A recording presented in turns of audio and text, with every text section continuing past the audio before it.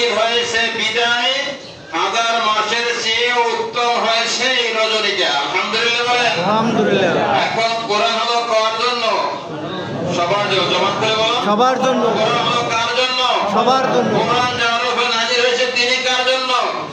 সবার জন্য। যিনি নাজিল করেছেন তিনি কার জন্য? সবার জন্য। অল্প কথায় বুঝ হয়ে যাবে ইনশাআল্লাহ। যিনি কোরআন নাজিল করেছেন তিনিও সবার জন্য, যার উপর নাজিল করেছেন তিনিও সবার জন্য, আর যে কিতাবখানা নাজিল করেছেন তার কিতাবখানাও সবার জন্য। কিতাবের সংস্পর্শে যে হিসাবে তিনি একজন মুসলমান হয়ে যাবে। কি হবে? সেই একজন মুসলমান হয়ে যাবে।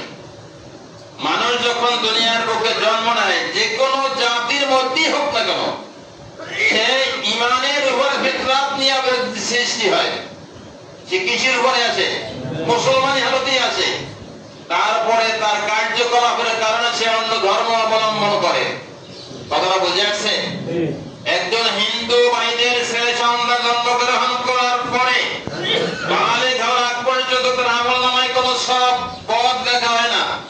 যখন তার বুঝ এসে যায়, বুঝ এসে যাওয়ার পরে যখন তিনি যদি ইসলাম ধর্ম গ্রহণ করে ইসলামী কায়দায় জীবন যাপন করে, তিনি একজন মুসলমান। কথাটা বুঝে আসছে?